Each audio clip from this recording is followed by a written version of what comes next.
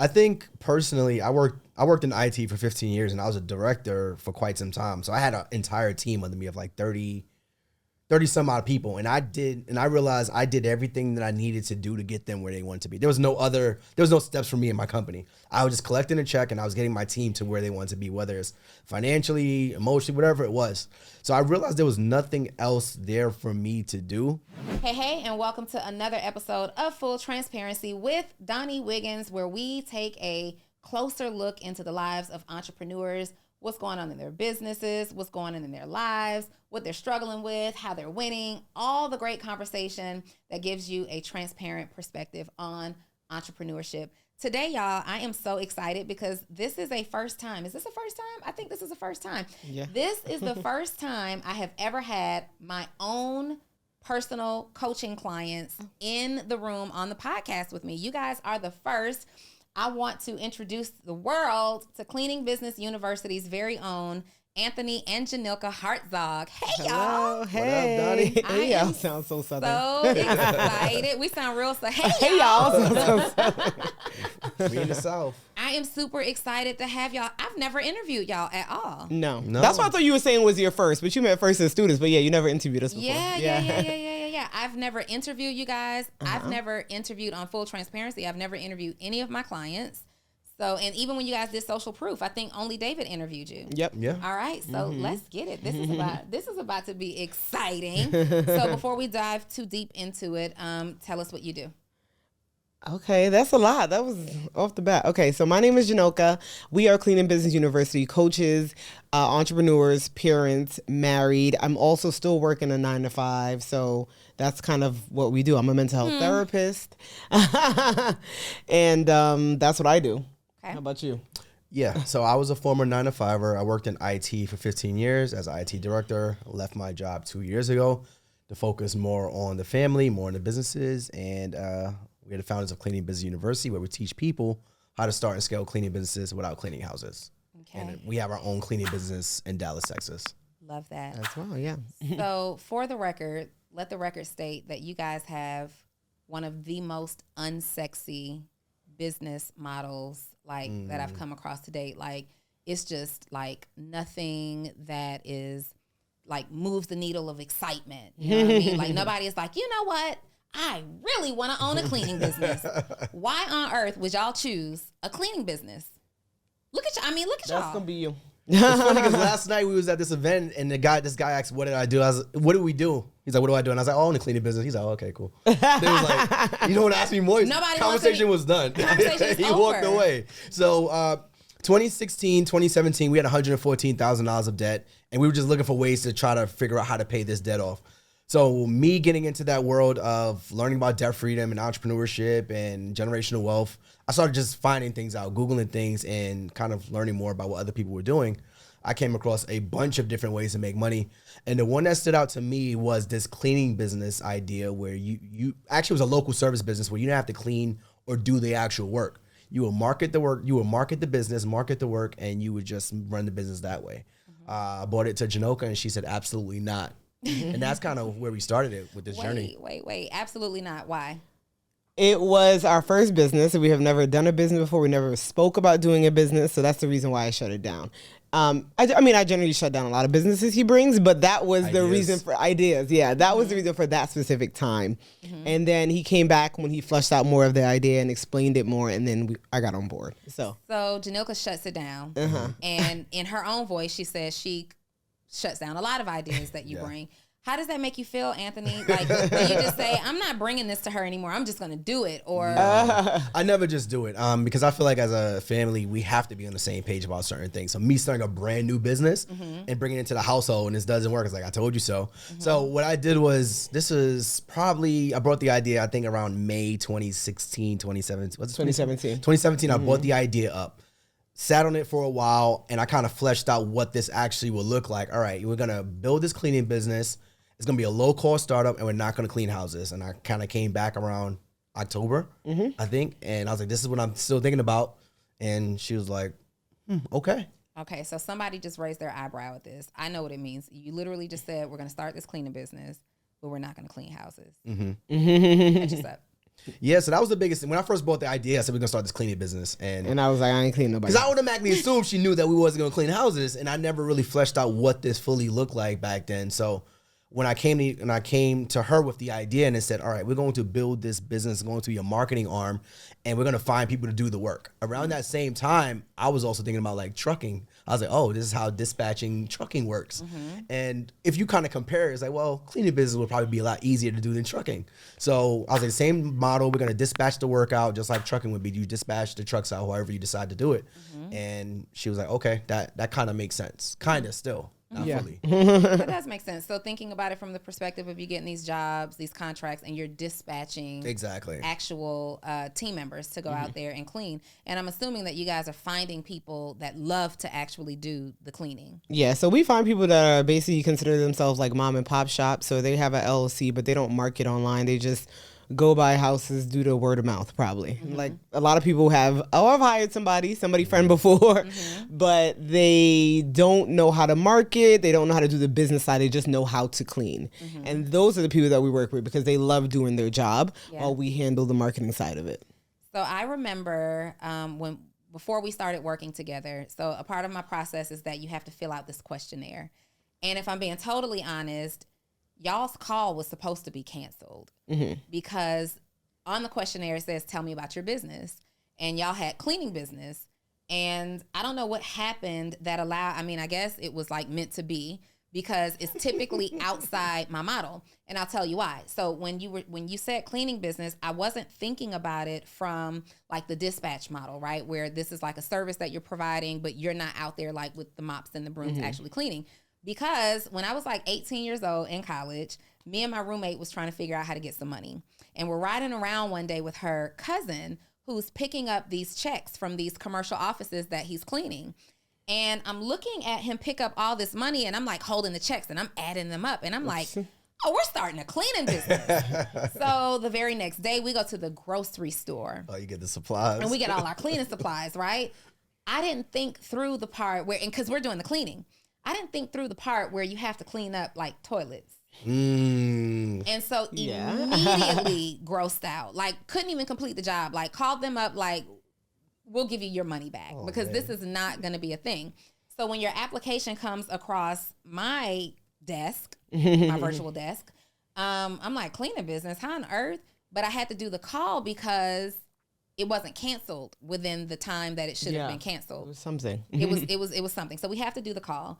And I get on the phone with you guys and I already have the mindset of, I'm going to just give them a little something, to take away and make them feel good at the end of it. And we end up now working together for years at this point in a coaching relationship. And you guys are hands down in the top 3 of all my favorite clients that I've worked with in the last 10 years. Take that. Take that.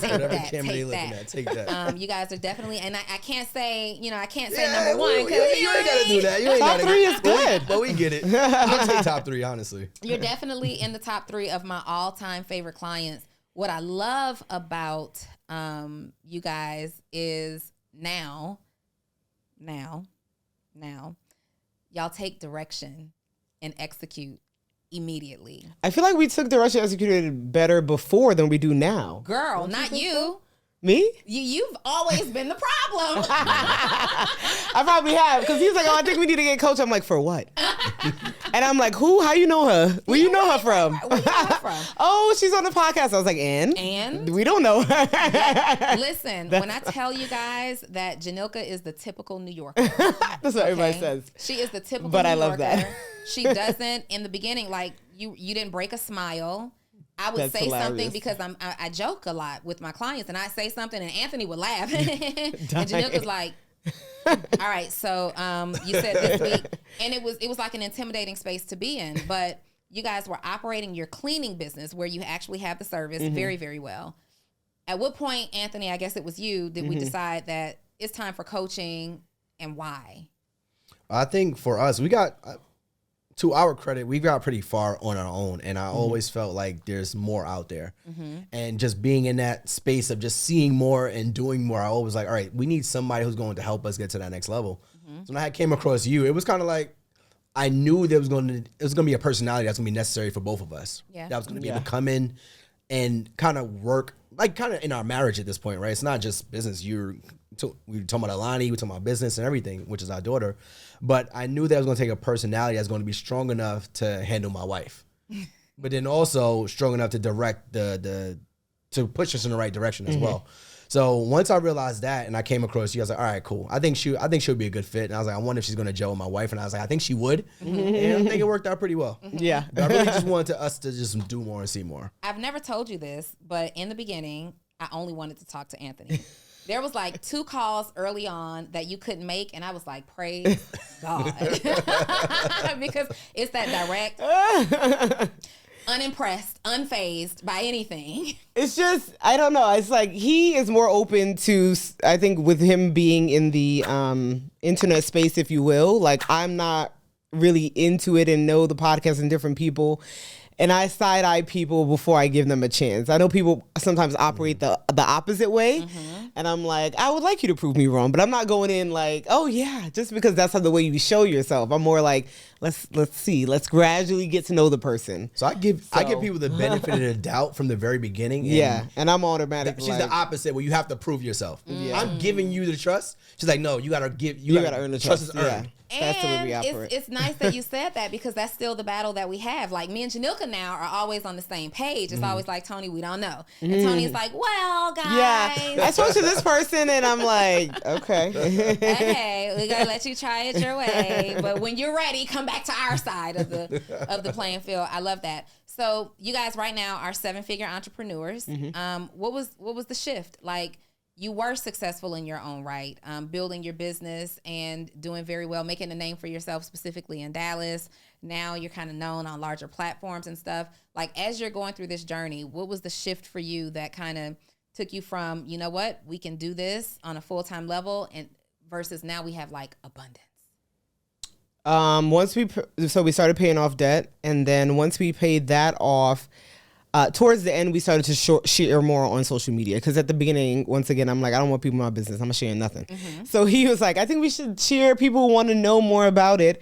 Once we started to share, then I think that helped me to feel more comfortable. And then I think he continued to listen to podcasts, get information. Then we launched this course and people were interested and it was going really well. And then we got connected with you. And I think that helps us to change our entrepreneurship and coaching side of the business. That would be my trajectory, I would say. Yeah, because we've technically owned our business for 6-7 years now. Yeah. And we wasn't one of those people that learned something and started teaching it immediately. We were doing it for three years already successfully. Before you started the course. Before we started the course. So it was like, all right, when the pandemic hit, when everyone wanted to learn more about doing different things, we said, oh, our cleaning business is actually still doing well during this time. And we started talking about it. There was no digital space. There was no course. It was just people want to know our debt freedom story, and that's what they knew us for. So we started talking about this cleaning business thing. Even when we was on Good Morning America, they didn't talk about anything about the cleaning business. It was just the debt freedom, blah, blah, blah, blah, blah. Oh, by the way, the last 10 seconds was like, oh, by the way, they did this by having a cleaning business.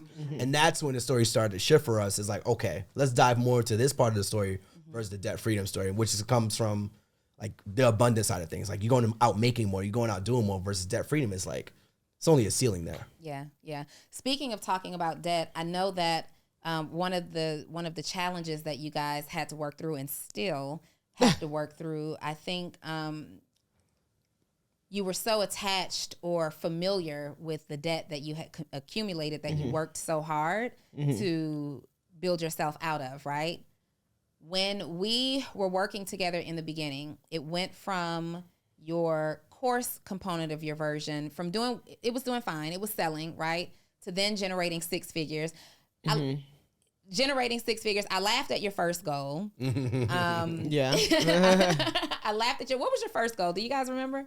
I don't remember. It was like 100K, 6 figures. It was 100K for the year? For the year. Okay. If we can just get our course to $100,000, we'd be satisfied. And I just, okay. That's how life is, though. You think it's one thing, and it's because y'all had all the perfect pieces. Like y'all were already operating a successful business, and that's one of the things that I personally look for. Y'all already had a successful business that you were operating. You had the personality profile. Y'all fit socially the perfect profile. Married couple. You hadn't yet at that time had your first child, but y'all had the dog and it was cute. And y'all had a story. And you were really able to show your work. Yeah. And I'm like, and you had a following at that time, right? It's obviously bigger now, but you had a following. And I'm like, they got all the perfect pieces, $100,000 in a year. Okay. Right. Obviously we did that much faster than that time frame. But again, your relationship or familiarity with the debt that you were working out of, one of the things that I urged was that let's go all in on the business. You both were working full-time jobs and running this business full-time. And it was like pulling teeth to even start the conversation of, it's time to quit your job. Oh, yeah. I remember those conversations. And the opposite of that is usually people who are saying, Donni, I need to quit my job. I need to quit my job. And y'all are saying, no, I need to keep my job. Walk us through that. Like, why? I don't know. We've had that conversation prior to even getting with you. We're like, oh, once we start making this amount a month, we'll quit our job. Once we double our income, we'll quit our job. And then every time we're like, no, we ain't quit. Like nothing. We weren't making the move. Basically, let's be clear with that. I know we would had conversations with you, and then it was just kind of like everything else, we plan it out so specifically. So why wouldn't we do the same for this? Like, let's just plan it out. Let's make sure that. I say it like this, all our ducks in a row, because you never know what can happen. Yeah. And then let's make the move. And then even if you think about just on the internal side as well, like I have strong money fears. Like money is not abundant. No matter how much I make, my fear is that one day it won't be there because I didn't come from money. I didn't come from money. I didn't come from I had enough as always, but there was always a fear that it won't be there. So just like with the job, all right, you leave your job. What happens if everything else goes wrong? Right. It would have to go really wrong, but that's just a fear. And that's something I personally still work on to this day. It's like, Jhanilka wants to go buy a bag and it's like, what happens if that, So it's still a challenge to this day, just getting over like internal money fears that we had, just me personally had growing up. Yeah.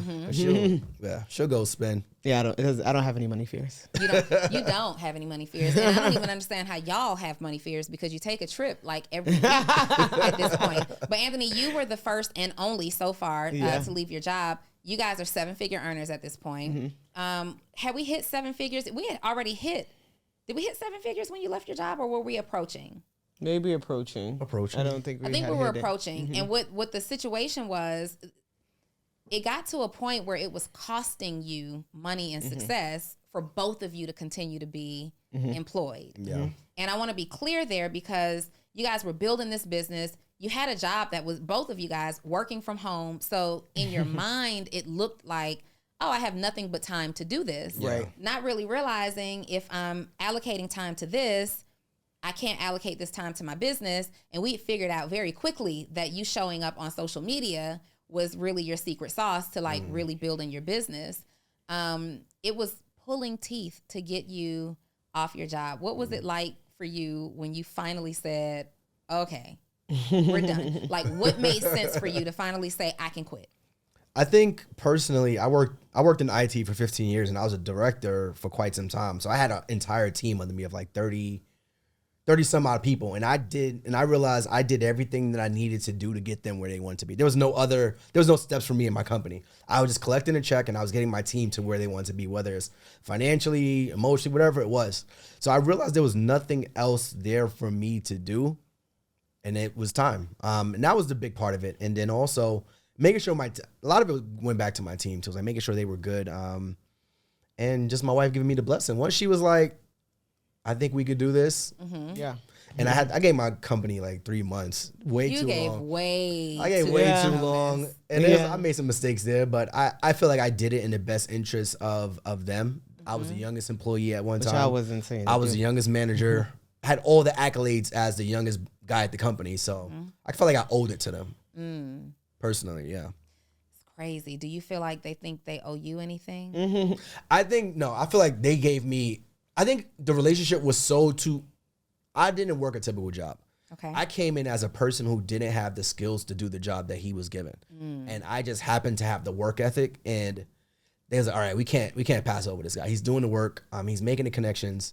And I think they took a lot of shots on me as being the youngest guy in the company, not having the skills. Like, all right, we're gonna take a shot on you. Yeah. So I felt like it was a two-way street. Yeah. And I left them in a good position. How important do you think work ethic actually is? I think that was probably the strongest thing I had at the company because I didn't have the skills. Mm-hmm. I was straight off, not the street, but I was a young black guy, didn't have the skills and technology, and I was just hungry. Mm-hmm. I was like, whatever you guys need me to do, I'm going to do it. And I went above and beyond it. Like weekends, people that want to work weekends, I'm going to work weekends. I'm going to work evenings. I'm going to travel to clients. I'm going to talk to clients. I'm going to make myself uncomfortable. So I make sure that, all right, he's not skilled here, but he can do everything else. Yeah. So I couldn't be looked over. Yeah. So I feel like that was probably the strongest trait I had at the company. Technology wasn't it. Do you realize that's the strongest trait that you guys have as entrepreneurs too, as business owners? Your work ethic is unmatched. We have some, moments or whatever. You guys just had a baby. I mean, Alani isn't even 2 years old yet. Right? We was ready to go right after that, too. Y'all were ready to go. I'm like talking to y'all. Yeah, we had her on a Monday, so obviously we didn't speak that Monday. But then the next Monday, I think we spoke. You were on the table. You're like, is that the baby back there? Yeah, she's sleeping right now. Listen, as we're leading up to delivery, labor and delivery, I'm like, so how much time do y'all need? Like, Anthony, it's going to be me and you because Jhanilka's going to be this, that, and the other. And Jhanilka's like, no, I'll be fine. And I'm like, yeah, she just doesn't know what it's like to have a baby, right? Your girl, a whole 7 days later. Yeah, we're on the call. Now, there was some Mondays which he's like, all right, she napping, so it's just going to be me.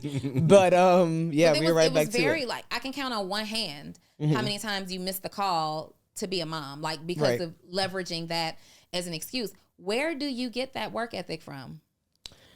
I don't know. We were talking about that the other day. I'm not sure where I would say I would get that work ethic. I probably could say my mother because I complain about her not taking time off when it comes to her work. But I think that was just instilled in me. Like, I didn't take days off of school. Like, there was no days off. Even now at work, to be honest, I take days off to go on vacation, but I never call out. Mm-hmm. Yeah, which is a lot now. But I never call out. I don't know. It's just a thing that I feel like I need to get it done. It needs to be a reason that I'm not doing something. So her mother's been a teacher 28 years. Yeah, I think it's about her 29. 29 years. Yeah. And she's probably taken 10 days off out of 28 years. Mm-hmm. So I think that's probably just that's probably a big part. I couldn't miss school for nothing. So that probably was and I didn't even know it. But yeah, that's a big reason. If I had a little cough, my mom was like, "Oh my God, baby, just lay back down. Get in bed and lay down." No, I'm getting all the awards for being there. All the accolades. Yeah. All the accolades for being there. I love that. So, hey, CEO Donni Wiggins here, and I am so excited to announce my new mentorship group is dropping. You may have already heard about it, but I wanted you to hear it from the horse's mouth directly from me. My new mentorship group, Actionable CEO, for entrepreneurs who are interested in professional growth, personal growth, and financial growth. You want to learn from me. Y'all have been asking for this for the last 3 years, and I have finally brought Actionable CEO back to serve you every single week. Direct mentorship from me. You will also hear from other people who are in my community that I believe will be greatly impactful to you. You're going to get behind the scenes. We're going to be spending some time together live. This is not pre-recorded. This is live mentorship. So if you are an entrepreneur and you want to be connected, feel connected, you want to elevate your brand, you want to elevate your life, you want to elevate your level of success, Actionable CEO is for you. ActionableCEO.com. See you there. You guys are moving through your business. And if we're being totally honest, you never think about the cleaning business being $1 million or multi-million-dollar opportunity. No. Usually when you think about the cleaning business, it looks like a business where people are just getting by. They're making an honest living. Mm-hmm. Maybe they're even doing something that they're loving, but building generational wealth from this.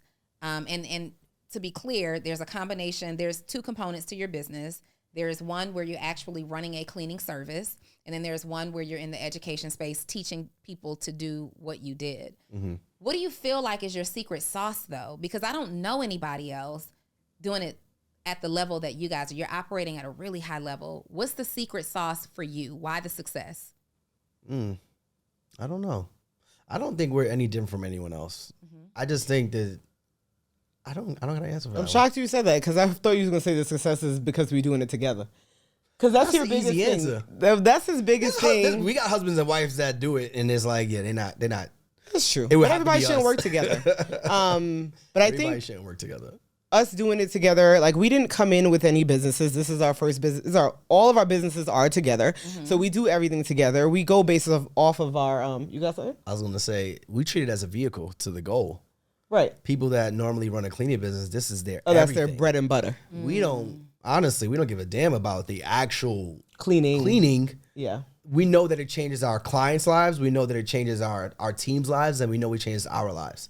But we treat it as a vehicle to get to the goal. I think that's a big thing for us. Like, we don't have an attachment to it. When we talk to people who've been doing it for decades, I'm on the phone with them. I love cleaning. They're like, this is my life. This is my blood. This is my sweat and my tears. I'm the only one that can do this. And I'm like, okay. I don't feel the same way. So I think that's a big thing for me. That may play into it too. Jhanilka, you said we do everything together. We do everything together. I had a mix of emotions when you said that. On one end, I was like, wow, that's goals. On the other end, I was like, right? I be trying to tell him we don't got to do everything together. If it's up to him, we going to do everything together. Why? Like, I have to force him to do like this thing. Like I said, he's in the social media space and he listens to podcasts. He knows about people. He sees entrepreneurs. And I'm like, go to that event by yourself. He's like, it's better if we go together. I'm like, it's not. Tony, you go by yourself. Y'all don't get tired of her? Y'all don't get tired of each other? We went out last night and they was like, yo, you got your family? It's like, where's Jhanilka at? And then somebody else answered, like, he don't go nowhere without his family. That's how I want it to be. Okay. Like, we build these lives. We build these lives of entrepreneurship, and we want to do all this stuff for our family, but we're always away from our family working. We're always traveling. Where the hell is your family at? So I don't want to go anywhere and not feel like my wife and my daughter's right there. I love that. I am always getting on some of my guy friends, especially about how they're going so hard in their business. It's work, and then family, and then work. I don't know that I would want that second either, thought. right? Family is like a second thought for sure. And because there's so much priority and emphasis on the business, families sometimes feel like the third or fourth thought. So that's not ideal either. Right? How are you guys finding balance? Like, what's it like living your life? You're building a couple of businesses together. You live together. You're parenting together. You travel together. You go out for fun together. Y'all probably eat breakfast, lunch, and dinner at the same time. That's what families do. We actually do. That's what families do. I'm thinking like we actually do. That's what families do, right? Because if we not, I'm like walking the dog together at the same time. Because if we're not, I'm like, lunch is served. They're like, why are you still in the office? Why are you still up there? That's funny. How do we balance it all? We delegate, and we're not afraid to ask for help. Okay. So big delegation in our life is having a nanny to help us with our child, because that's a big part of our life, to be able to do all these other things that we have going on in life. Asking for help by having coaches and things like that, and knowing when we need assistance to do things and grow where we want to grow. And then sometimes it's just like, you got to get it done. Like, it doesn't matter. It has to get done. Like, I have to record this podcast at 9 p.m. Do I want to? No. But I have to, because it has to come out on Tuesday. So it has to get done. So that's the balancing, I would say. Yeah, it's a challenge sometimes, because Jhanilka's like, Tony, like, no work. Yeah. I'm like, okay, no work. But when she says no work, it's no work. Instantly. Like, it's done. Because sometimes I'll just keep going. I won't even realize it. But she's like, no work, it's cut off. So that's one of the things. And also, very early on, we were very diligent about what we call like these family meetings. So a family meeting would be like, all right, every week we'll meet for like an hour and we'll talk about family relationships, spirituality, money, whatever it is. And we kept that going throughout the years. And now it's not every week. It's like maybe like once a month, once a quarter, once a year. But we still do it where we're always having these meetings, just kind of checking in with each other, which is like, all right, this week you kind of was all in the business. Let's kind of get realigned here. Or we'll have the nanny, and the only time she comes over is when we got to do work. So, well, why don't we use her for a date night or a staycation or something like that? So just staying in that communication and keeping that Y'all alignment. haven't figured out, and I really want y'all to think about how you can even share that part of your story, because... Don't get me started on that, Donnie. Go ahead. What you got? Oh, about you. I'm listening. She's like, I'm checked in. No, he wants me to share on how I balance it as a 9-to-5er, a mother, a wife, and entrepreneur. We were literally one day of the same week on a call with the ads team, going over the strategy. This is what the funnel is going to look like. This is when we're doing webinars, putting the webinar together, the webinar strategy together, to just 3 or 4 days later in Miami at Dreas Vegas. In the pool. Vegas. Not Miami. We were in Vegas. Yeah. In the pool, taking shots. And I'm looking at you guys like they are really living their lives. And more people need to see evidence of that. Do you know how many married couples are trying to figure out how to work together? And then if they're successfully working together, then the relationship is suffering. But if the relationship is great, then the business is suffering. Like, y'all have something really special. I think for us, or specifically for me, I'm like, of course I need money to survive, but the business will never be before my family and my marriage and my kid. Never. It doesn't matter what's happening with the business. It could be making $1 million a day. It's not going to be before it. So when things it's always priority of family. So I'm like, I always said that from the beginning when we started Debt Freedom, where we doing businesses. It's like, we need to make sure that when we want to do other things, these things don't stop it. So the life that we want to live, it needs to exist with us. We're not existing because of the business. So that's why I think we're able to do all these things, because we keep it as a priority. Like, the business is going to work it out or it's not. And we going to still have our marriage and our kid and have our fun. Period. So yeah, that's another thing. People talk about like scaling and always doing more, and I fall victim to that all the time. Like, I want to do more, I want to scale more, but sometimes like we're good. Yeah. Like, do you feel like you're good right now? It depends on the day, Donni. Be very careful. It depends on the day, Donni. Sometimes it's like, yo, we killing it, let's do more, and it's like, she's like, Tony, we don't gotta do more, we're good. Like, we're going on another vacation, and she's like, not doing calls. I'm like, can I do a few? He was shocked. He was like, oh, you're not working? I'm like, no. When I leave the country, I don't work. Why would I work? Well, we can work remote. Like, isn't that the point? He's like, you can work remote. I was like, yeah, but I'm not. I took off on my 9 to 5. I have some clients. I'm going to shut down Monday and Friday. It's limited. Maybe. I mean, usually I just shut the whole week down, but I was like, I'll take a few if I need to. But no, when I'm on vacation, I'm on vacation. So you have a she's not brand new baby anymore, but she's gonna be 18 months on Monday. She is a year and a half old. Yeah. And I know that you guys are planners. You think through all the steps. What do you plan, like, based on you have a daughter and you're living your lives now? You guys, she came into your life when now you're entrepreneurs. Now you're 7-figure income earners. What are you teaching her about money and relationships? As she grows, obviously. Oh, as she grows. I'm like, she's not at a place about money yet. But we have those conversations as to what that would look like. And I feel like you talk, and then it happens, you do something different. You don't know until you're in it and what you plan for it. Like, we had those conversations of, let's say, for example, college. When you go out of state, you pay more, right? And I'm like, my child could go wherever they want to go. He's like, Texas has a lot of good schools. Why would she need to leave the state? And why would we need to pay more? I say, why not? Like, we've been saving since she came out the womb. We started a 529, a Roth. Like, hopefully at that point and in general, money is not going to be an issue. So why would we limit it? So I kind of that's the way I think about things. Like, I am not one of that somebody needs to struggle to appreciate. And I'm not going to have my child struggle either. So some may call it spoiler, and that's fine. Okay. And I'm fine with that. Some may call me spoiler, and I'm fine with that too. But very much so. It's okay. As long as you are still a human being, I don't see anything wrong with it. I'm here for it. So those are kind of the challenges I see that will happen when, I think, as she continues to grow, and I'll be like, but we got the money. That's all. That's my thing now. When he says like, well, we don't got to spend it, I'm like, but we have it. Why not? Why won't we spend it? I just want to raise a good human.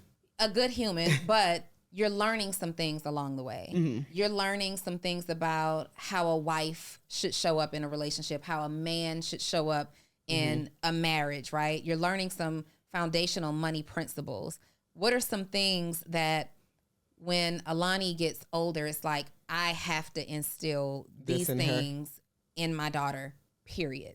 I think my biggest fear is just raising a good human, because I feel like you could do everything as a parent and they just meet somebody that just changes everything about them. Scary. That's the scariest part for me, honestly. I was like, we could do everything we want to do in this world, make sure she's amazing, and she just meets the wrong person, or maybe the right person for her. It just changes everything. So that's my goal. I just want to raise a good human. That's it. The money stuff is gonna come and go. She's gonna be set with that. I don't see that being an issue, but the human side of it. What are you doing to ensure that? So you mentioned a Roth IRA. Like, what do you have in place to secure her financial future? So we have 2 life insurance policies for her, and then also our life insurance policy, and then our life insurance policies that we have. So God forbid something happens to us. She's also part of our trust. She's actually in her.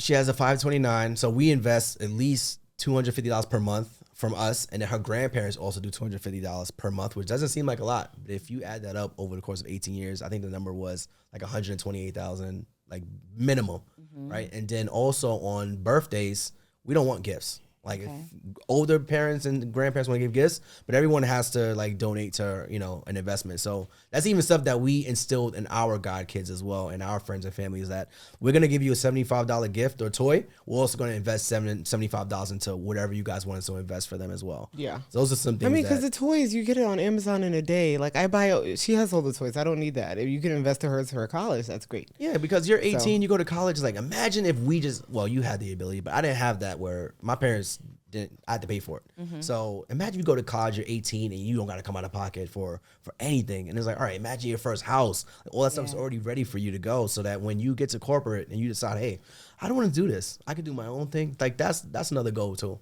Having her make that decision. Yeah. So many people became super successful. I was talking to somebody earlier today, and we were talking about like the fast money start or the fast money launch, where sometimes it can be really, really bad to launch a business, and within your first 2-3 years, you're already seeing like supernatural success, right? Typically, it's like, you know, they say on average it takes a business about 5 years before you turn a profit. And obviously, we're seeing all over the internet, yourselves as an example, it does not take that long. But because of that, we're making money so fast that you're not reserving time to learn how to leverage your money financially so that it continues to build and you don't blow through your money.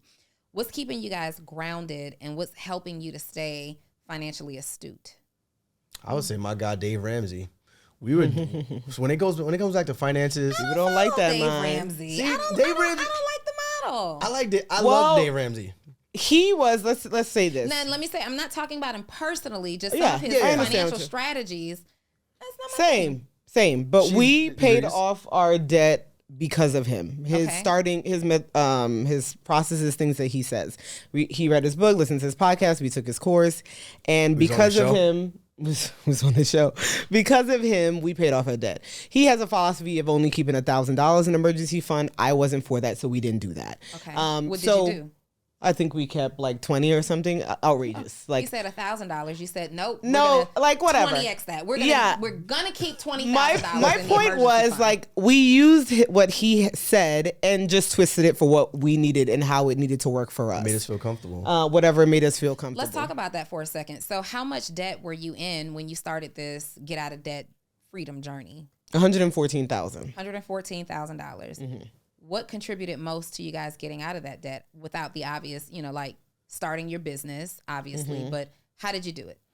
A few things was budgeting and raising our income. We side hustled like crazy, and we budgeted our money, which we weren't doing before. We weren't managing. Like it was, we were just paying our bills. We were just paying our bills. Like, all right, you got the cable bill, you got the phone bill, you got this, and that was it. It was like, all right. But at some point, that's all the money that you have. What else can you do differently with when money? you really start looking at it, you start saying, all right, we had money there. Yeah, we had money left over, but you never realize where it goes because you're not managing it. So when we started managing, we said, oh, we had $1,000 here, $500 here, and we said, okay, where can we put this money? And that's when we started contributing to this debt freedom journey. Okay. And what did you pay off first? Like, was it student loans? And you had student loans?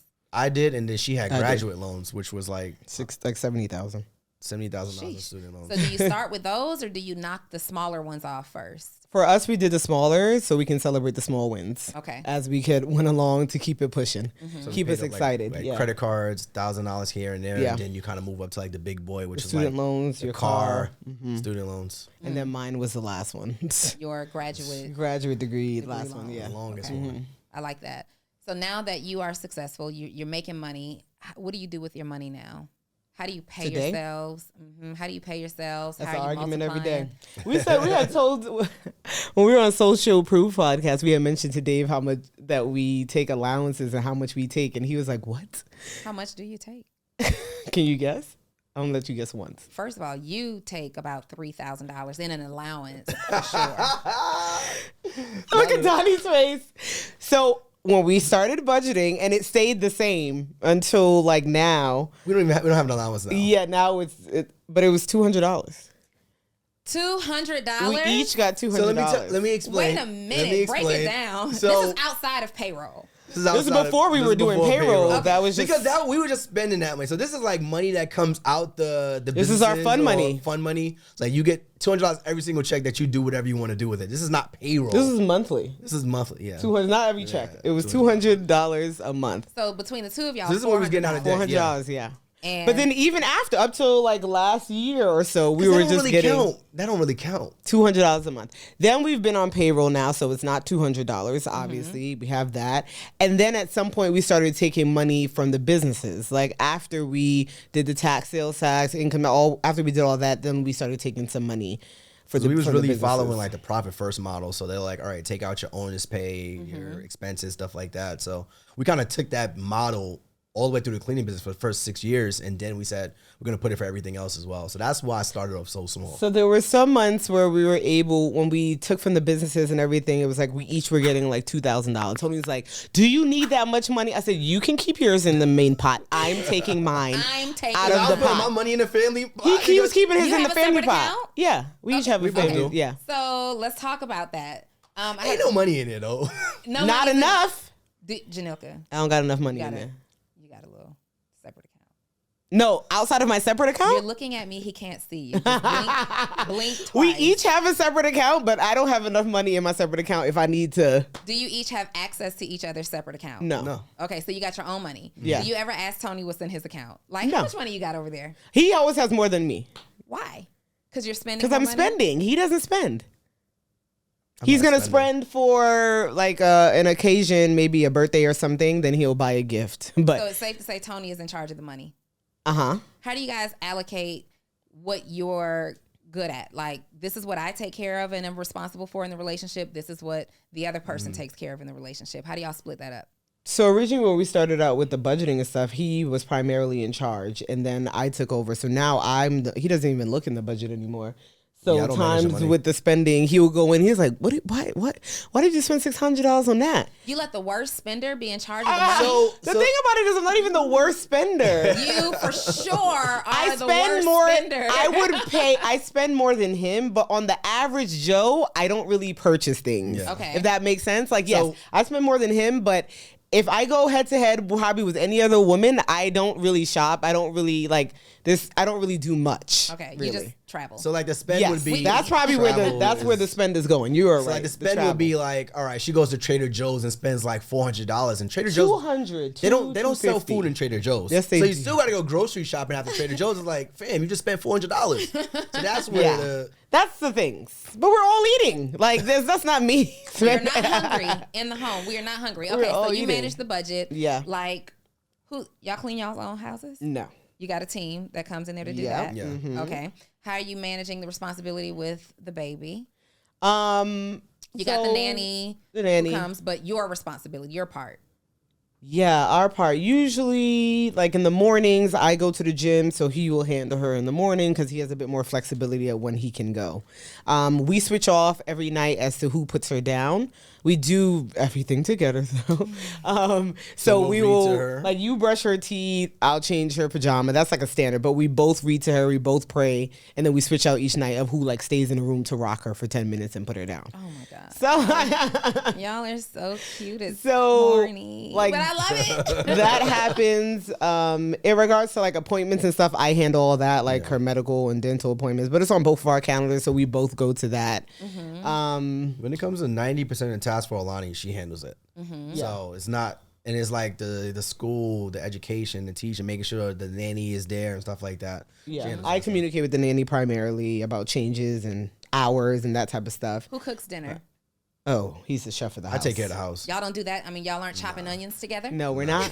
We're absolutely not. That's one thing we are not doing. We are not chopping onions and prepping food together. We are not doing food together. One thing is, like, I'm very big into, like, our fitness and what we eat, so I'm just like, I'm going to handle that. If she cooks, she'll be making lasagna and ziti, and I'm like, nah, we eat the same stuff all the time. Yeah, I don't cook. So I'm just like, I'll handle it, and then, house stuff I do. Okay. Grocery shopping. Well, we get it brought to the house, but actually ordering it. Let's talk about your personal development. So as entrepreneurs, especially new parents, new first-time parents, you guys have a lot going on.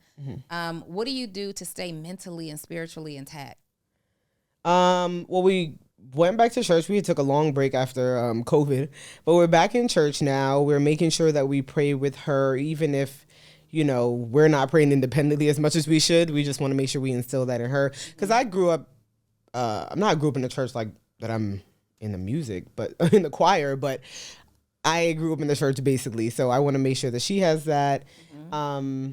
Outside of that, that's a discussion that we always have. And he's like, how do you get your information? I'm like, I don't listen to anything. I don't read anything. And that's what Tony is really into personal development. He's heavy in it. Are you finding that Jhanilka's style isn't to be plugged into podcasts? It isn't to be reading books. Are you finding that the way to get around that is to share via conversation and y'all are having discussions? Is that how you're getting your information? Yeah. We always joke that what's your favorite line? How does every conversation start in the morning? I was listening to a podcast, or I was reading a book, and that's one of the things I said. I don't want that to be something that like drives us apart down the line either, where it's like, I'm always learning. I'm always trying to do more, grow more. And she's like, Tony, I don't want to do none of that. Like, stop. So I'm mindful of, I'm still trying to find out what's information overload, not even for myself too. This digital age, you could get information so quickly all day in abundance. So it's like, all right, and I was listening to something. I'm like, yo, I would love if you listen to this. She's like, I'll listen to it. And I was like, wow, you would? It depends. If he brings it to, he didn't send it to me yet. I did? No, we watched it together. Yeah. It depends. If he says there's something that I want you to listen to, then I'll listen to it. I won't just pick up a podcast and listen to something though, at all. Like the only way I get my information, which would technically be like celebrity information, is like Twitter. Is that the information you're focused on right now, Jhanilka? Celebrity, we're out here changing lives and building generational wealth, and you're looking at what the Kardashians are doing. I mean, I actually like the Kardashians. I watch the Kardashians. That's a good one. It is what it is. You watch it too? Yeah, that's. I have to watch it with me. I watch business. Housewives. I mean, I do that. That's the thing. We have the discussion of like, how do I learn? What do I love? And I'm like, it feels sad. Like, I don't know. I love the gym. I love my family. I like to travel. But I don't have those things of the educational side or the entrepreneurship side that he brings. And I'm like, I don't know what I love about that. I don't know. I'm here. He's like, do you love the podcast? I'm like, I enjoy doing it. I like talking. Because y'all have y'all's own podcast. Yeah. I love this so much because so many people sit on this sofa and you're like, what do you do? What's your routine? And they never talk about like the thoughtless. I love good mindless behavior. I love like good mindless activity, meaning I don't really watch a whole lot of reality shows, but I do find myself sometimes scrolling the internet, scrolling Instagram and looking at the clips, right? Like I'll look at the clips. It can't be like super foolish for me, but because I find myself trying to coach them through the screen. But I love like mindless stuff, just watching some silly. I watch Christmas movies. That's my guilty pleasure. 365 days a year. It does not matter what season we're in, what the weather is like outside. You can have a Home Alone on. I need, and not even, I like the romantic, like, oh, I have to go home to save my uncle's farm. He just died and he left me the farm and the will. A Lifetime movie. I love those movies. And so many people put the pressure, so many entrepreneurs put pressure on you to feel like if you do those things, you don't want success badly enough. Yeah, that's hard. Because we'll be sitting on the couch and I'm like, we could be doing some work right now. He's like, I'm not about to watch 2 hours of TV. Like, and I'm like, well, I am. So, but I'm like, if we don't do it, I won't be able to get like, if one of my quality time is like us working together or going on a walk or just going to the gym together. If her quality time is us sitting on the couch watching TV, I have to be able to sit on the couch and watch TV. So I find enjoyment in some of those things as well. But it is hard sometimes. Like, yo, are y'all ever bumping heads? Like, Jhanilka, no more TV. Anthony, no more work. Of course. Yeah. Often. Yeah, we do that. And then I would be like, okay, we do work for an hour and then we'll get TV for an hour. Or maybe there's some days we don't get any TV because we have so much work to do. Yeah. So even in that moment, you don't say, okay, Anthony, go work and I'll watch TV. The decision is together. The decision is usually together. There's sometimes he goes and does things independently, but not a lot. It's usually still together still. Would you guys say that you guys are couple goals, relationship goals?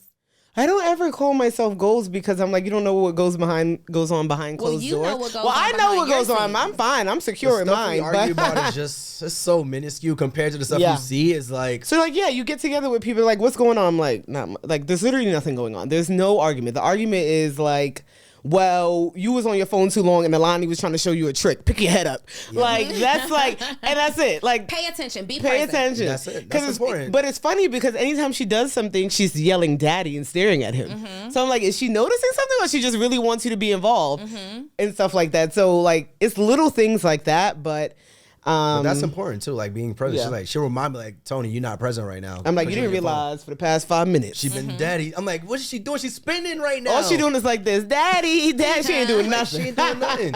But she wants you to see. What developed this marriage style for you guys? Like, what was the example? What was the book or the podcast that helped you guys to develop this style of this togetherness and this loyalty that y'all have for each other? Because, honey, you cannot say anything bad about right? Whenever I'm trying to get Jhanilka on my side about Anthony, she's like, well, you know, I mean, we'll give him some grace. I'm like, Donna, we ain't gonna do that. I'm saying right now, he got a lot going on. He ain't gonna do that. I'm wrong. We'll give him some grace. I'm like, grace, let's get it. But no, seriously, what solidifies this togetherness? Where did you see this? Where did you read about this?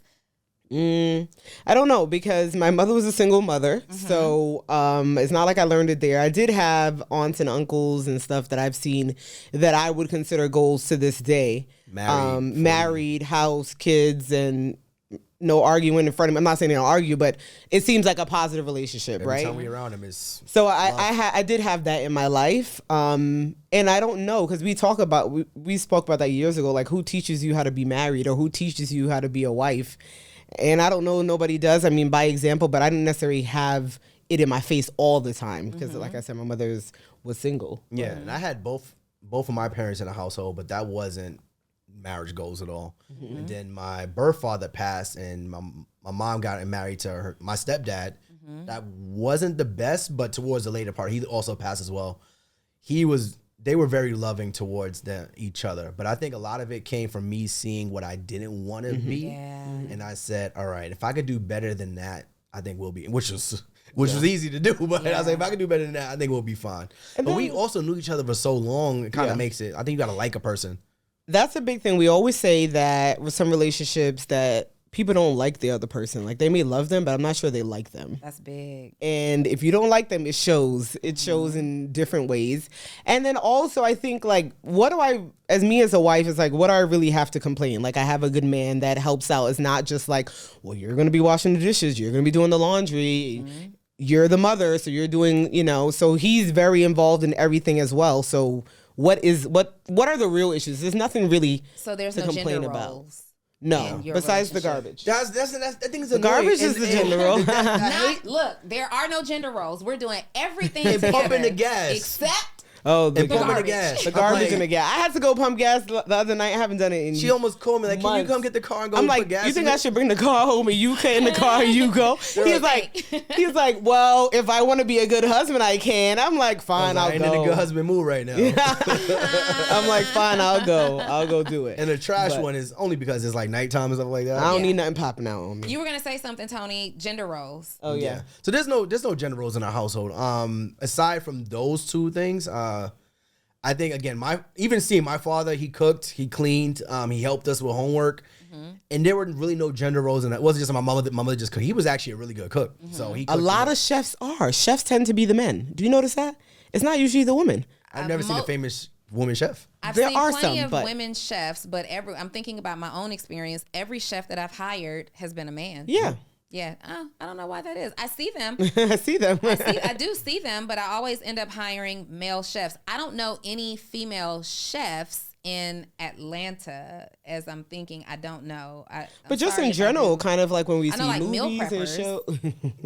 Yeah, but I don't know like true chefs. So I think that we're in, I think as a culture, we're in this place that is really unfortunate when it comes to family in the Black community, right? A lot of these podcasts and radio personalities, in my opinion, and I could just be hypersensitive to it, are doing a great job at pinning men and women against each other. Oh, that's the clickbait. This is masculine energy. Mm-hmm. You're not soft enough. You're not man enough. You're not this, that, and the other. And in y'all's relationship, like, if Jhanilka were a single woman, they'd be calling her so masculine, super masculine. You're just too masculine and this, that, and the other, right? And you're also an alpha male. Like, you put your foot down, but you have a really great alpha beta balance. Yeah. Jhanilka, you have a really great masculine feminine balance. I personally think they're both important. You guys don't have a gender role, and you don't have that battle of, to me, it's an ego battle. Like, what do you think about this? I call it an agenda that's going around right now. That's like, she's too masculine. She's not letting the man lead. What are your thoughts specifically about that? Him? Those conversations, man. I try not to dive too much into it because it's not my relationship, and I understand everyone has their own way of doing things in their household. But what works for us is what works for us. When you see those conversations about the energy, the masculine, the feminine, it's just really... It usually don't make sense. Let's call a spade a spade. Yeah. It really don't make sense because I have my moments where it's like, all right, Jhanilka, we got to do this. Like, that's what we're going to do. There's no conversation. And there's moments where I'm doing the dishes and I'm cleaning up. Like, so I think it just depends on where you are at that moment, when you got to put your foot down, when you got to lead the family. And I don't always have to lead the family. I don't always have to be going forward. Sometimes Jhanilka's like, yo, we going on the strips. Here's what we're going to do. You got to relax. We got to relax. This is what the conversation is going to be. So I think we all have our moments when we have to lead and when we have to step back. And I think in our relationship, we're just more upfront about that. Would you say that Jhanilka is a strong woman? Definitely. Would you say that she has some independence? Oh, yeah.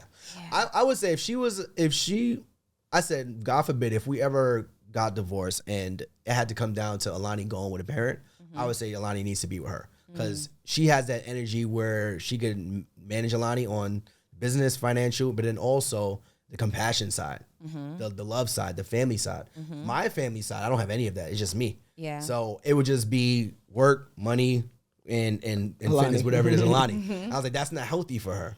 So that's where that balance comes into play for us. Yeah. Jhanilka, what do you think helps you to be comfortable being the assertive woman that you are in your relationship? How does Tony create an environment where you can also lead at times? Because you put your foot down, Anthony puts his foot down, but you put your foot down too in a relationship. What makes that environment comfortable for you to do that and not feel like you're stepping on his ego? And I'll even give you, before you go there, we was at a friend's house recently and Jhanilka said something. And it's like, Jhanilka always leading the conversation. And it's like, I don't need to prove. Oh, child, don't get me started with people. Huh? I said, don't get me started with people. Yeah, I was like, I don't need to prove, our relationship. And it's like, that's just who she is. And a lot of times I'll just be in the background. I'll let things play out because I know how our relationship is. Yeah, because I'm like, I don't need, sometimes when people have conversations, like, I don't need my husband to support me in it unless it's warranted. Obviously, if somebody getting violent, it's different. Yeah. But I could go back and forth with a man. It doesn't have to be like, oh, a woman shouldn't talk to a man that way. So I think what allows me to do it is because Anthony allows that, and he's not a husband in 1920 or 1960 that feels like a woman can't speak up or I can't say or have a difference of opinion. So I think that's what makes me feel so comfortable to continue to do it. Obviously, respecting him and never putting him in a position that is disrespectful or anything like that.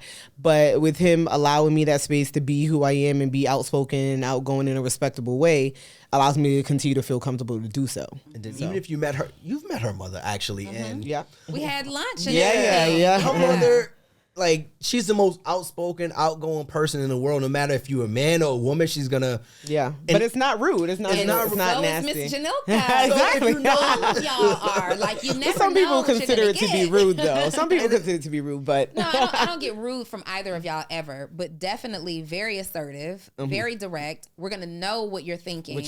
Yes, at all times. But Anthony probably has a little bit more. I can't even say that. I was going to say Anthony probably has more emotional control than you. You just give this like you're doing right now. Put the camera on her right now. I'm just looking. I'm receiving what you're saying. Like I'm like, okay, let's hear what she goes. What you about to say? What you about to say? No, not at all. Yeah. No, I think it's really important, though, to show that you guys really, and I don't know how you feel about it. It's just a suggestion. Knowing you guys on a personal level as well as on a professional level, I think it's really important to share this kind of dynamic because, you know, so many people feel like they can't have business partners that are friends. They can't be business partners with their spouse. They don't have to be best friends with their spouse. And you may or may not have to be, right? Or there can't be two assertive people in the relationship. And you guys are defying all of those stereotypes of they can't be. And society has women and men, myself included, feeling like you're doing something wrong. You know, you having to shrink yourself just a little bit in order to be attractive to the opposite sex. And, you know, you can't coexist and you can't co-lead in the relationship, and you certainly can't co-lead in the business. And y'all are doing exactly that. Yeah. But wouldn't you want that, though? Wouldn't you want your spouse or partner to be the epitome of what you would want in a person? That's what I think. So I don't know. To me, it's an easy decision. But we also been dating and married. Yeah. Sometimes Since we've been on the playground. It's still different now. Kids. Yeah. So that's another part of it too. We go back so far. We got to see each other grow up. We got to see each other evolve into adults, into adulthood. So that adds another layer to it where we're just more comfortable. And I don't know. But I'll say, even it don't matter what other people say, keep doing what you're doing, because I think that's what makes me connect with you so much, because of your personality. Yeah. Like, that's what, I mean, I'm not dating you. Though. I know, I'm not dating you. I'm like, sorry. You're not a candidate. You are not on the list of ideal husbands. I'm not dating you, so babe. it don't matter. Sorry, I apologize. It but does. no. It does. But I think people just are either intimidated, but this is my kiki. I like people that are straightforward, For sure. a good time, can tell you what it is when you're wrong, when you're right. That's what I like. And wouldn't you want that in your spouse?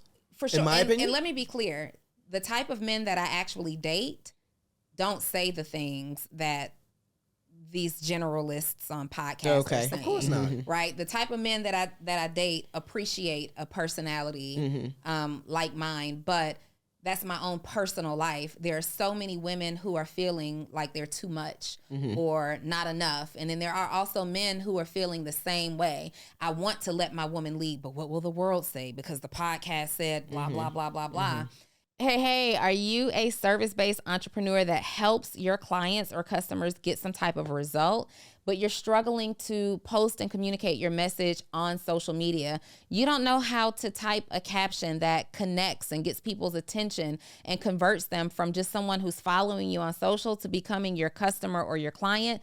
Great news is that's my superpower. So I'm sending you 3 text messages every single day, excluding major holidays, directly to your phone of exactly what you need to post to get people to buy and convert them into clients and customers. All you have to do is join my program, Post to Paid, and you can do so by texting the words Post to Paid to 404-737-2767. And the best news is just $37 a month. So hurry up, send me the text. I'm looking for it now. And I just think it's important to show more examples of this dynamic too. Well, we close to 40 at this point. It's like, for us, it's like, who are we really trying to prove to? What are we trying to Like, prove? Well, at I'm the not end of even the day, if 35. we turn the cameras off. I'm not close to 40 yet. I am not even 35 yet. Sorry, I put your age You up. are close to 40. I'm I'm over 40. I'm close to 40, give or take. But it's like, we turn the cameras off, and at the end of the day, we still have to live our lives, right? Yeah. We still got to go home with the person you're here with. You still got to raise your kids. So those should be the only people that really matter. So honestly, that's kind of how I approach it. I asked you earlier what you guys thought your secret sauce was to success.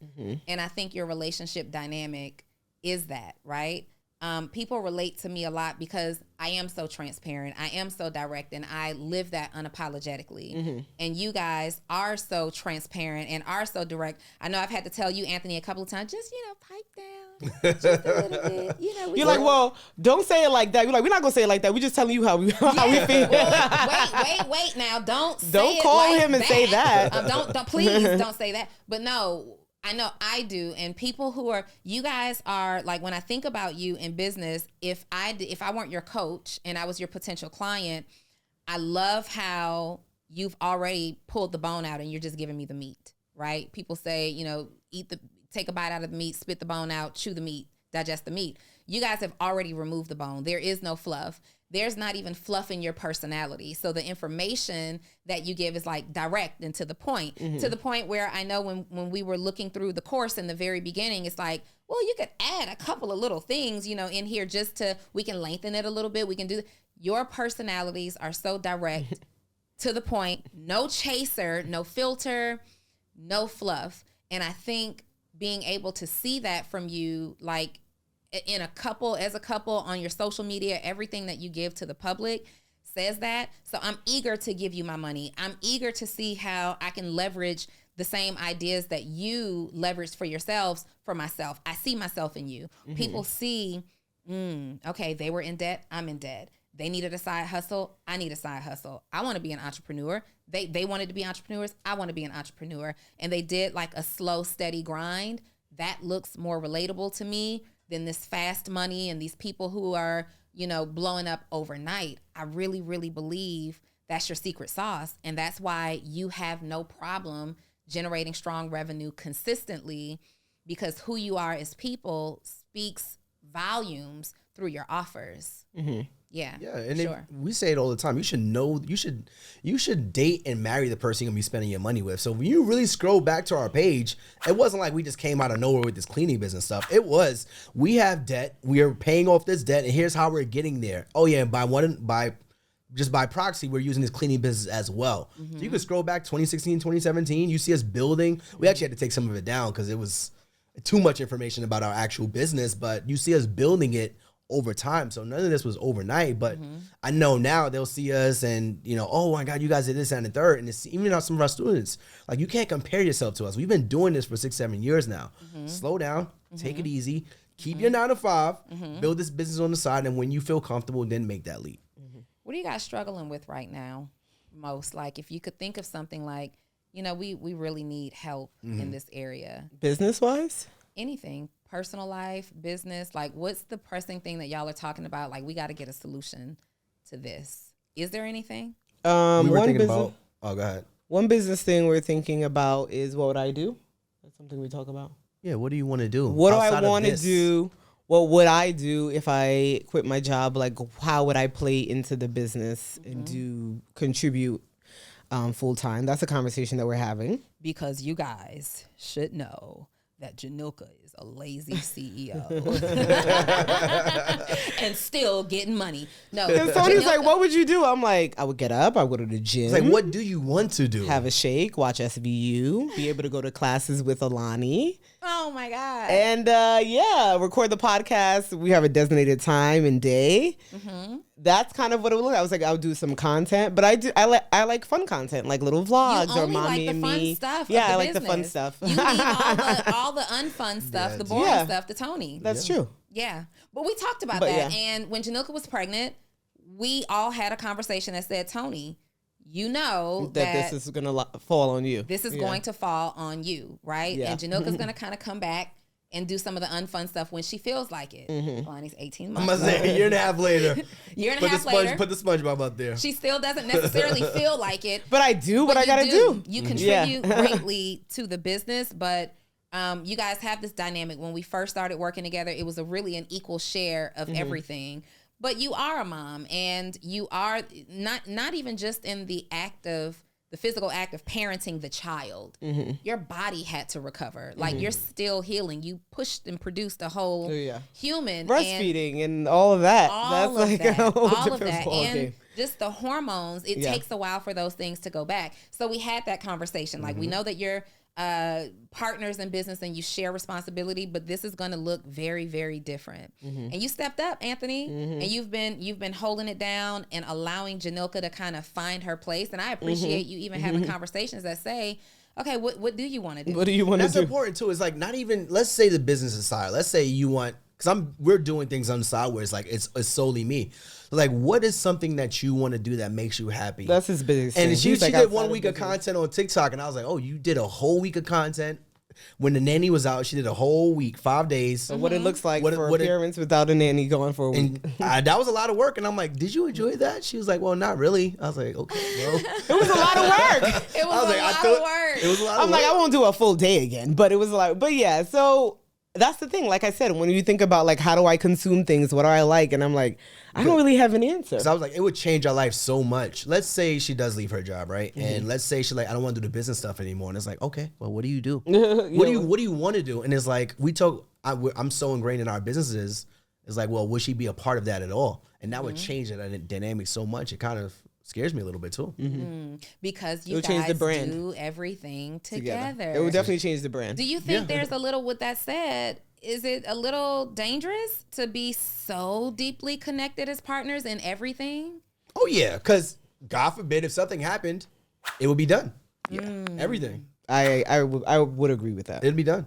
If something was to happen to Anthony, knock on wood, hopefully not, I don't know that I would continue. If something happened to you, Anthony, you'd be harshing on me. I'm on the other side. I appreciate you. In Anthony's honor, and vice versa, Jhanilka. If something happens, I'm gonna make sure that Anthony keeps the movement moving. But that's the thing too. Is like when you see husbands and wives talk about money, it's like, well, yeah, the wife has a part of the money, but can she really manage the money? Can she really manage the household? In this case, I think she can, but the question is, would she even want to at that point? So that's my big thing. I want you to know everything. I want you to be a part of everything. So that God forbid something happens, you can at least have the option to if you wanted to.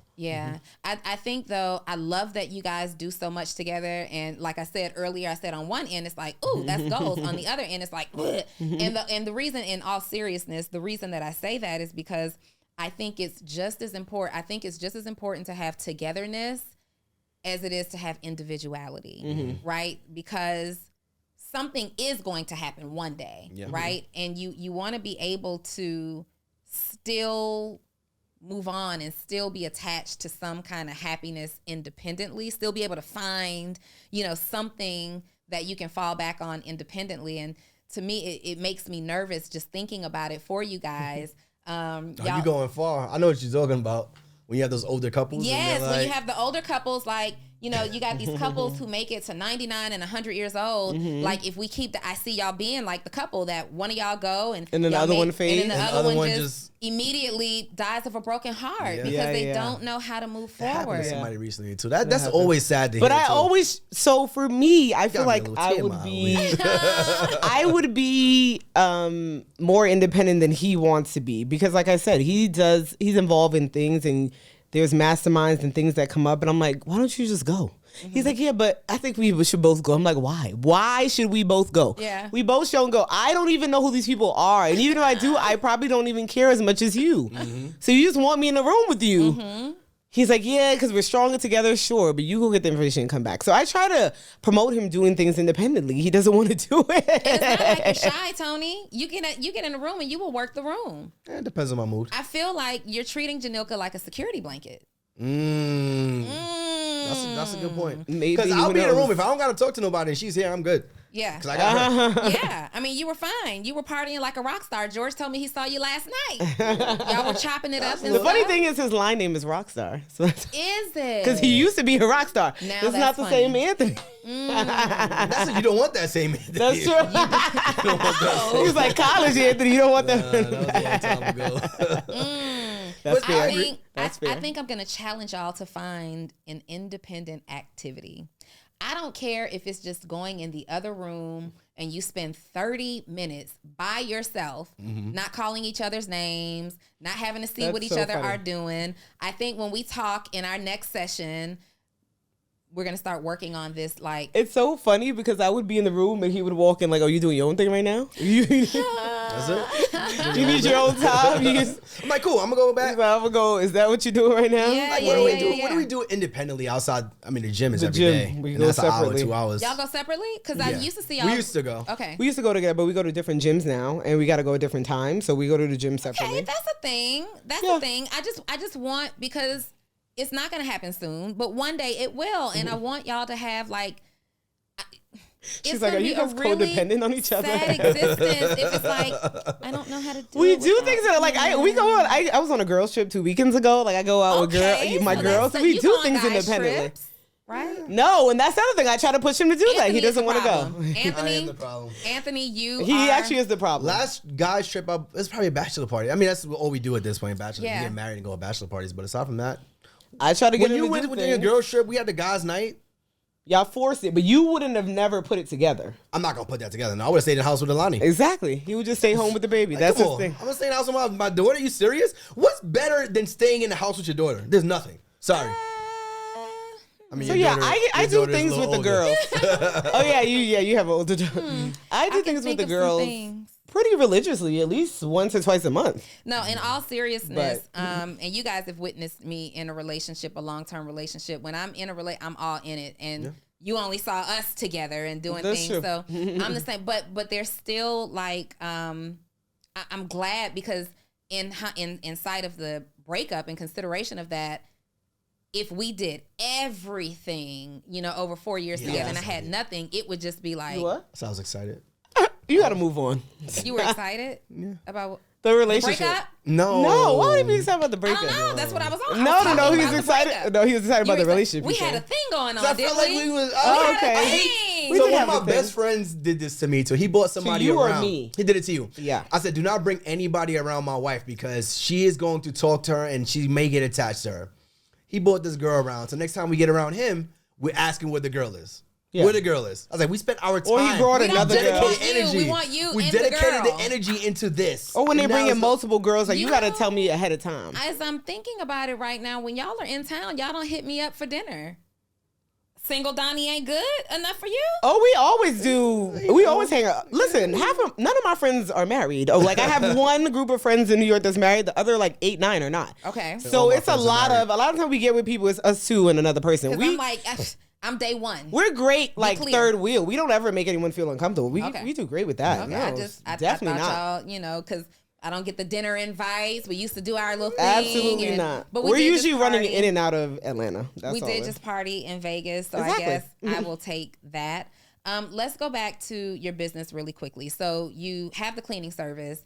You have your program where you're teaching others, but recently you also launched like this higher level, I guess, commitment community where you're coaching people who are doing things on a higher level. Y'all got testimonials for days. Yeah.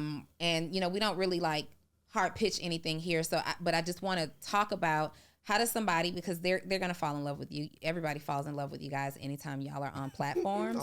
And I want people to be clear in what they need and realistic, right, about their process. There are going to be some people who are not ready even to be entrepreneurs yet. Like, don't get anything. Then there's going to be some people who need to put in the muscle of making a small investment into themselves. But you guys have a program that also helps people out. And for clarity, I don't get any kind of affiliate deals off of any of this stuff. I want you to be very clear and still do your own due diligence. Even though they're my clients, you go and you connect with them and you do your own research, whatever it is that you do. You have a program where you're working with at a higher level with individuals. What's the difference? Like, literally, you guys just, this year, it was a couple of months ago, I just flew to Dallas because we just celebrated your first 7-figure client, right? What is up with this? How? Yeah, he literally was one of our first students where he made us realize what was possible with the information that we were giving. So he, Alex is his name, and he's just, when I first met him, I knew he was on it. He wasn't somebody that was going to play around. He was doing trucking, real estate. He was doing stocks, options. He was doing all that stuff. And he was like, this cleaning business thing, I think I understand this. He's like, I'm going to go all in. And when he told me he was going all in, I was like, you got it. Like, this is yours at this point. So he ended up launching his cleaning business. And I think 2.5 years later, he did $1 million. And he launched in like three locations. Yeah. And that's when he was going throughout his journey, and he was kind of checking in. He was like, Anthony, I got it. I'm understanding it. He's like, this is not hard. This is not rocket science. He's like, people are overcomplicating this. And he was just someone that just took action and just followed through. So, and that was Cleaning Business University back in, 3 years ago. And he came back and was like, I did $1 million. It was like, what? He's like, yeah. Well, actually, it was called something else. We called it... Start a local service business. Yeah, and Donni was like, well, how many people, how much are they?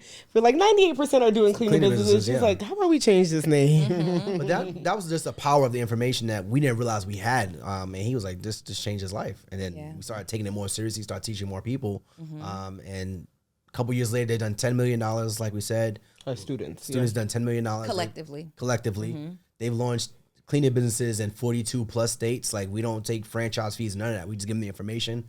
And they've done over 50,000 cleanings. So changing some lives. Y'all got receipts.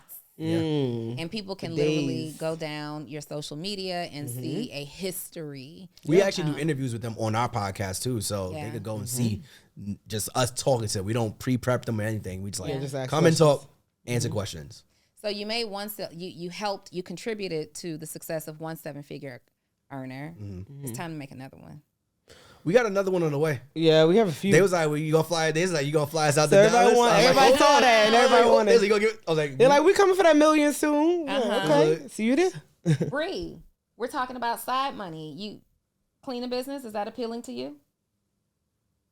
Really? Yes or no? Reese, cleaning business appealing to you? Yes or no? Running it, doing it, no. Running it? Yeah. All right. I think people still have to wrap their heads around having a cleaning business. But I'm telling you guys, if you look into the business, and it's not just cleaning business, it's just taking these unsexy models that are staples. Like people you were successful during COVID because at the end of the day, people wanted to have their space cleaned even more. Yeah, even more now. Yeah, and like you said, any of these businesses, so carpet cleaning, organizer, lawnmower, nail tech, any of these people can run the model the same type of way because you will always be needed. Yeah. So like what happened, no matter what. My lawn guy, he lost his job during the pandemic and he just started mowing lawns. And he still has to send me an invoice. I still have to sell him the money. He still has to say, hey, can I come out? Can I get on the schedule again? It's like, these are the people, he can't find clients. He's like going door to door. So if I'm going to start another business and I said, hey, I'm going to turn my cleaning business into a lawn care service, it will be the same exact thing. I'm going to build an online business. I'm going to take that manual payment process. I'm going to make it recurring. I'm going to find more jobs for him. And he's going to go out and do the work. And now he's going to be making more money and he's going to save more time because he doesn't have to go door to door and sending invoices. It's the same exact business model. Somebody did it with like a tutoring service. They was like, I'm going to take or this a daycare or something. You know, you guys know that I'm really big on gratitude and operating from a place of gratitude. What are you most grateful for at this time in your life besides each other and life? Like dig deep. What are you most First thing I was gonna for? say was my child. Having a child is not easy. It is not. No. So my baby is 21 years old. She's in the room right next door. Migraine headache. And I'm literally like, does everything need to shut down and stop? You never stop. Literally, we filmed the first episode. She got through it. And she's over there. She's like fading out as we're speaking. And I'm like, we're going home. We're wrapping everything up. And I'm taking my 21-year-old home. And I'm, And that was something that I always say. Sorry to sidebar, but I always say when it comes to kids that you never stop worrying, like from when you become pregnant. So now it's like, okay, maybe you're hoping for a kid. Now it's like, I hope I get pregnant. Yeah. Now I hope I make it through the pregnancy. Now I hope I deliver safely. All five. Now I hope the child is healthy. Yeah. Right now, then I hope they're hitting their milestones. Now I hope they don't get hurt anywhere and they make friends and all those type of things. And now I hope you come home every night. Yeah. Hope you marry someone again. So it just never stops. Yeah. It never stops. Being a parent never stops. Like literally, when I picked up my phone, I shot her a text like, "Are you feeling better? You got this migraine. How's it going over there? Because we can cut this thing short, baby. I got to get to my baby." It's a never ending cycle. I literally tucked her in over there, turned off all the lights, like, lay down. You were saying that being a parent isn't easy, but what's the gratitude that you guys feel an immense amount of gratitude for right now? I never sit down and kind of think about it, to be honest. That's why this is so important. Yeah. So I think that the way that our life is and that sounds pretty vague, but we have a good life, right? And even if we say like, oh, this isn't working out, but when you really look back, we have a good life. We have family that support us, friends that become family. And that is probably, I grew up very family oriented, and that's a really big deal for me. So I think I'm very thankful for that, just the life that we have and the family that's involved in it. Yeah. That's what would I you would say, Tony? I can't say the same thing. No. We gotta be on the same page. No, you are not We're on not the same page right We're now. not the same. Can't be on the same page.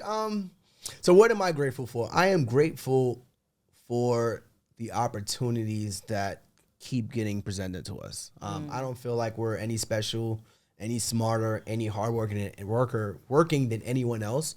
But we're always in the right position. We present ourselves in a way where people want to present us with opportunities, like just being here on this podcast with you. So I'm always grateful for the opportunities that continue to be presented to us based on based on who we are and what we do. So we have an audience full of entrepreneurs who watch this podcast every single week.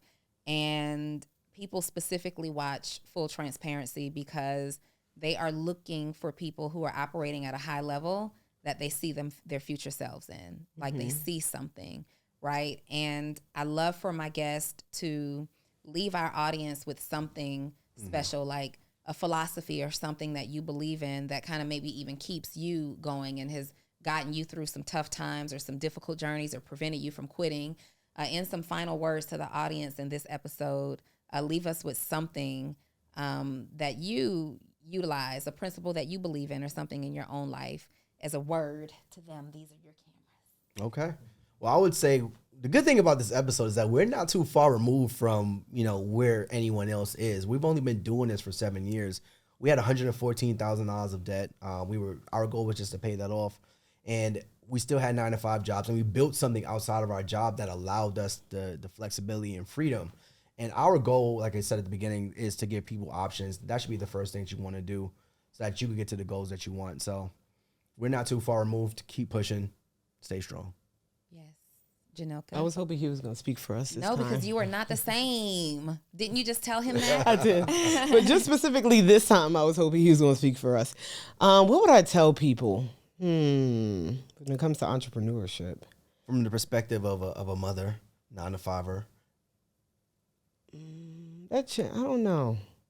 She said that's not her mission right now. I know. I'm just trying to think. I find that. So this is probably easier said than done, but it's kind of like get it done. Like what has to get done, it has to get done. The way you prioritize your family, your work, your marriage is the same thing that you should do for your business. It's something that's growing, something that you're working on. And so a lot of times when we speak to other people, I'm like, well, how much time did you really spend on that? Like, if you really think about it, I know we have busy lives, but how much time did you spend watching that show? Maybe you could have done something else. So, do what you got to do because it has to get done. You want to make it work. If you want to make it work, and that's how we operate everything, and that's how we continue to make everything work. And like there's no failing for us. That's clearly how I operate, and I got the t-shirt to prove it. It says get shit done. Yeah. Get it done. That is, I think, something that the three of us have in common. It's like, it's raining outside. Don't matter. Get it done. Right. It's this happening. It doesn't matter. Get it done. The baby woke up. Don't matter. Get it done. They're going to get it done. Get it done. Get it done. Get it done. And I think that's the tagline to explain y'all's dedication to your marriage, to your family, and to your business. I'm proud of y'all. Oh, thank you. I am super proud of y'all. I don't think we've ever applauded at the end of an episode. For Jhanilka, I need you to. I'm here. Let's get that wide shot one more time, Reese, so she don't disrespect my set. I didn't disrespect. Right? Beautiful set. This is the first time I have interviewed a client. This is the first time that we have ended in an applause. I hope you guys enjoyed this conversation just as much as I've enjoyed this conversation. Have y'all enjoyed the conversation? Yes, absolutely. Are we the first couple?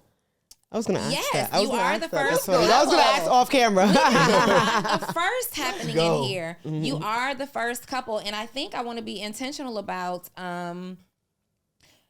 bringing other couples who are operating at a high level on the show, just having that energy around me. Hint, hint, clue, clue. All right. Anyway, you guys, we are going to tag Anthony and Jhanilka the Hartzogs in the description wherever you're watching or listening to this video. You can also just say it real quick for those who are listening to us. Where can we find you guys on social? Oh, well, cleaningbusinessuniversity.com is where you can get our course. Social is the Hartrimony. I'm about to say .com, but the Hartrimony. Okay. That's on YouTube, Instagram, TikTok, all of the above. All right. The next time we see these guys, I'm sure we'll be celebrating another milestone. Until then, y'all go check them out and enjoy as their life unfolds, as their success unfolds. Do me a favor in the comments of this episode. Let us know what stood out for you most. Was it the cleaning business? Was it their relationship? Was it the way they love each other? Is it their work ethic? Was it their plan for their debt relief? Let me know what stood out most for you in this episode, and go over and give them a follow, share in their journey, comment, share them along, because we've come a very long way, but we still have a long way to go. I will see you guys next week on the next episode of Full Transparency. Bye. Peace. Bye.